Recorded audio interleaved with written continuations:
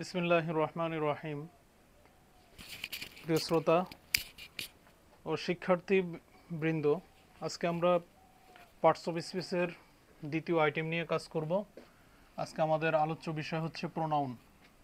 Pronoun কাকে বলে, pronoun কত প্রকার ও কী কী, এবং ইংরেজি ভাষায় প্রোনাউনের ব্যবহার বিধি সম্পর্কে আমরা বিস্তারিত আলোচনা করব এবং জানব।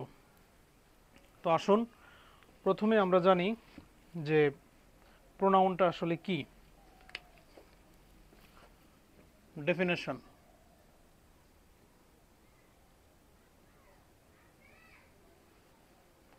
সংজ্ঞা।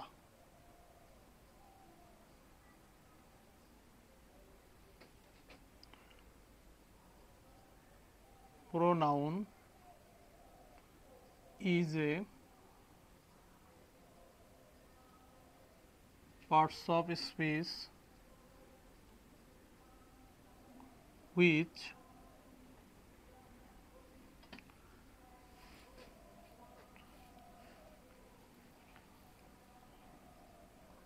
replaces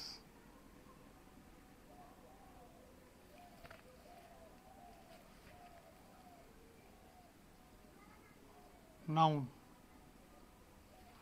অর্থাৎ প্রোনাউন হচ্ছে এমন একটি পদ বা পার্টস অফ স্পিচ যেটা নাউনকে কি করে, স্থানান্তর করে, অর্থাৎ নাউনের স্থানে ব্যবহার হয়। যেমন such as, অথবা for example,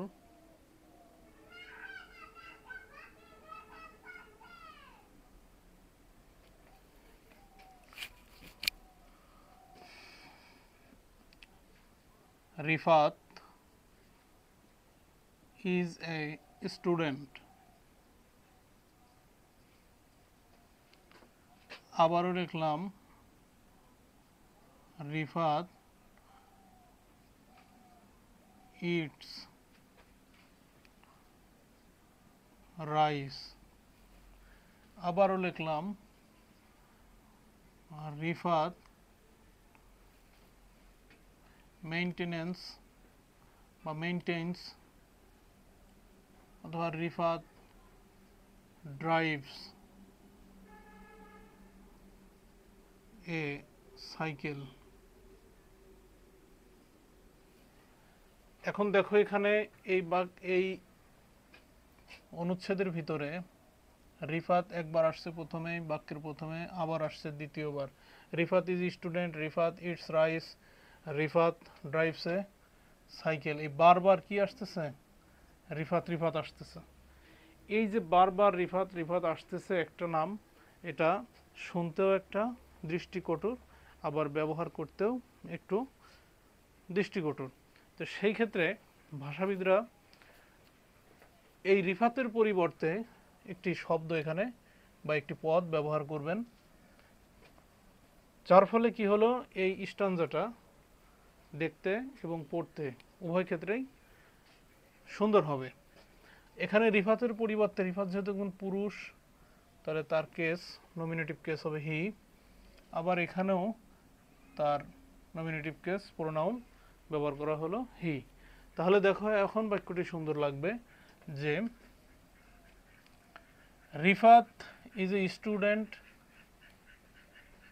Rifat eats rice, he eats rice, আবার হি ড্রাইভস এ সাইকেল। এখন এই রিফাত নামের পরিবর্তে বারবার কি আসতেছে? হি আসতেছে, যেটা রিফাত রিফাত এই জিনিসটাকে কি করলো? রিমুভ করে দিল। সো এটাই হচ্ছে প্রোনাউন। তাহলে আমরা বলতে পারি প্রোনাউন হচ্ছে এমন একটি পার্টস অফ স্পিচ যেটা বাক্যের অন্য নাউনকে কি করে? রিপ্লেস করে, স্থানান্তর করে। তাহলে দেখো, প্রো শব্দের অর্থ হচ্ছে পরিবর্তে। প্রোনাউনকে যদি আমরা ভাঙি তাহলে অর্থ আসবে, প্রো শব্দের অর্থ পরিবর্তে, আর নাউন অর্থ আসবে নাম বা বিশেষ্য।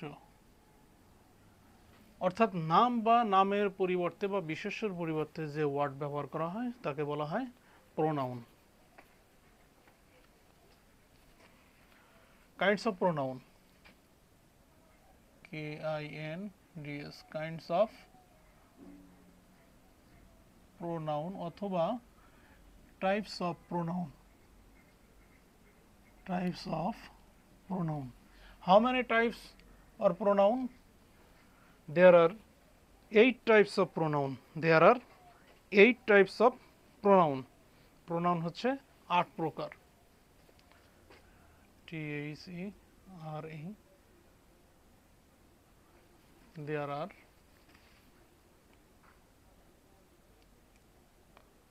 8 types of pronoun. তাহলে প্রোনাউন কত প্রকার? 8 প্রকার। এক নম্বরে হচ্ছে পার্সোনাল প্রোনাউন। পার্সোনাল শব্দটি হচ্ছে ব্যক্তিবাচক, আর প্রোনাউন শব্দের অর্থ সর্বনাম। তাহলে ব্যক্তিবাচক সর্বনাম। আসলে এই ক্লাসগুলো ব্যাপক, তা আমি সংক্ষিপ্ত আকারে যতটুকু সম্ভব দেওয়ার চেষ্টা করছি, কিন্তু এগুলো আমাদেরকে ব্যাপকভাবেই শিখতে হবে। ব্যাপকভাবে না শিখলে এই জিনিসগুলো ভবিষ্যতে আমরা ব্যবহার করতে পারবো না। তো সেই সুবাদে যতটুকু সম্ভব আমরা দেওয়ার চেষ্টা করব। পার্সোনাল প্রোনাউন, যে সমস্ত প্রোনাউন ব্যক্তি, বস্তু এদের পরিবর্তে ব্যবহার হয়, যেমন আই একটা পার্সোনাল প্রোনাউন। এরপরে রয়েছে হি, শি, ইউ, ইট, দে। দেখো হি, শি, ইউ, তারপরে দে, ইট। এই যে ইটের ক্ষেত্রেই এখন আমরা বস্তু, এই কথাটা আমরা এই জন্য উল্লেখ করলাম যে পার্সোনাল প্রোনাউন বস্তুর পরিবর্তেও কি হয়ে থাকে? ব্যবহার হয়ে থাকে।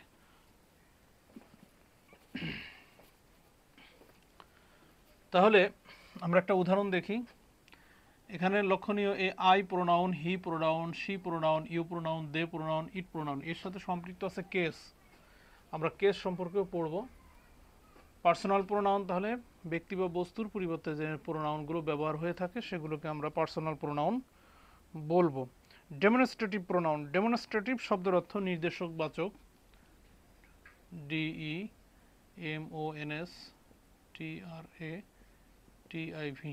Demonstrative pronoun. ডেমনস্ট্রেটিভ শব্দের অর্থ নির্দেশবাচক, আর প্রোনাউন শব্দের অর্থ সর্বনাম। নির্দেশবাচক সর্বনাম কি কি আছে? নির্দেশবাচক সর্বনাম আছে তোমার দিস, তারপরে দ্যাট, তারপরে আছে দিস, তারপরে আছে দোজ, সাস, দেয়ার, SUCH, সাস, THERE, দেয়ার। এগুলো হচ্ছে নির্দেশবাচক। এই যে দেখো আমরা এখানে ব্যবহার করছি দেয়ার আর 8 টাইপস অফ প্রোনাউন। এই যে সেই দেয়ার, এই ইন্ট্রোডাক্টরি দেয়ার আবার ইট, এগুলোর ব্যবহার আছে। আমরা এগুলো আবার পরবর্তীতে পড়ব। সূচনামূলক যে সকল বাক্যে সাধারণত ভার্ব সাবজেক্ট একই রূপ ধারণ করে, সেক্ষেত্রে আমরা ইন্ট্রোডাক্টরি ইট ব্যবহার করব। নাম্বার 3 নম্বর আছে interrogative pronoun, INTERROGATIV, interrogative pronoun. Interrogative শব্দের অর্থ হচ্ছে প্রশ্নবোধক, প্রশ্নবোধক, আর প্রোনাউন শব্দের অর্থ হচ্ছে সর্বনাম। তাহলে যে সকল প্রোনাউন প্রশ্ন করার ক্ষেত্রে ব্যবহার হয় তাদেরকে ইন্ট্রোগেটিভ প্রোনাউন বলে। যেমন হু, তারপরে তোমার হুইচ, WHIC, হোম, তারপরে তোমার হোয়ার, তারপরে তোমার হোজ,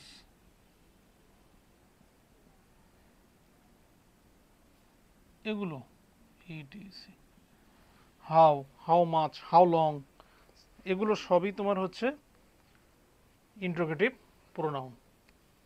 দ্বিতীয়ত হচ্ছে রিলেটিভ প্রোনাউন, চতুর্থত এটার সাথে এই ইন্টারোগেটিভের সাথে একটা ফ্রিকশন আছে, রিলেটিভ প্রোনাউন। রিলেটিভ শব্দের অর্থ হচ্ছে সম্বন্ধবাচক বা সম্পর্কবাচক, সম্বন্ধবাচক বা সম্পর্কবাচক, আর প্রোনাউন হচ্ছে সর্বনাম। এখানে অ্যান্টিসিডেন্টের একটা ব্যাপার কাজ করে। অ্যান্টিসিডেন্ট আমরা অনেকেই জানি অ্যান্টিসিডেন্ট কি। তো এখানে একটা নোট দিই আমি, নোটা বেনি। এই প্রশ্নবোধক যে প্রোনাউনগুলো আছে সেগুলো বাক্যের সাধারণত কি এখানে প্রথমে বসে, ইন্ট্রো ধরার জন্য আর কি। ইন্ট্রোগেটিভ প্রোনাউন বাক্যের প্রথমে বসে এবং বাক্যের শেষে নোট অফ এক্সক্লামেশন মানে প্রশ্নবোধক চিহ্ন বসে। রিলেটিভ প্রোনাউনের ক্ষেত্রে এই চিহ্নগুলো ব্যবহার হবে, এই হো, হুইচ, হোম, হোজ, হোয়ার, এগুলো ব্যবহার হবে, কিন্তু এগুলো বাক্যের ভিতরে ব্যবহার হবে। সম্পর্ক প্রকাশ করবে যে সমস্ত প্রোনাউন সেগুলোকে আমরা বলবো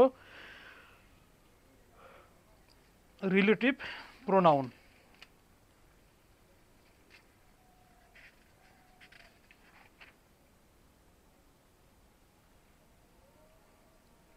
রি শব্দের অর্থ ব্যাক বা পিছনে। রি শব্দের অর্থ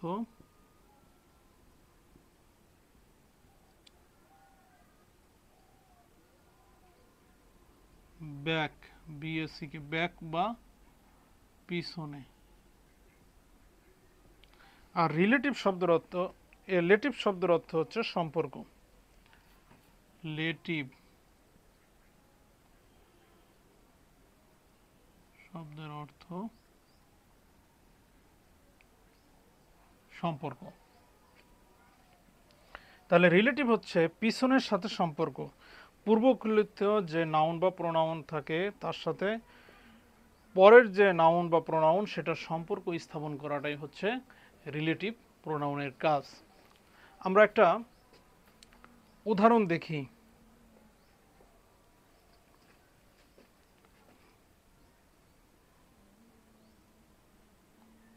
I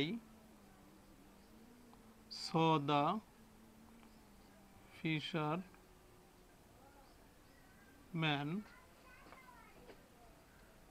তারপরে কমা দিলাম, এরপরে দিলাম he was catching fish। এখন দেখো এই দুটো বাক্যকে আমরা কি করব, একটা বাক্যে রূপান্তর করব এবং সম্পর্ক তৈরি করার জন্য সেখানে আমরা রিলেটিভ প্রোনাউন ব্যবহার করব। তাহলে I saw the fisherman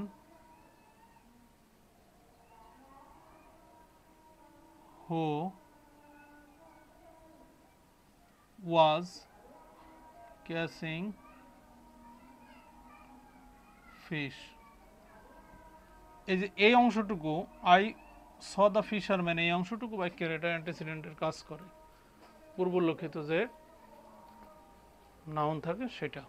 তো আমরা আর বাকি যে চারটি প্রোনাউন আছে সেই বাকি চারটি প্রোনাউন আমরা পরবর্তী ক্লাসে ইনশাল্লাহ দেব। তো ধৈর্য ধারণ করে এই ক্লাসগুলো করার এবং লাইভে সংযুক্ত থাকার জন্য সবাইকে ধন্যবাদ।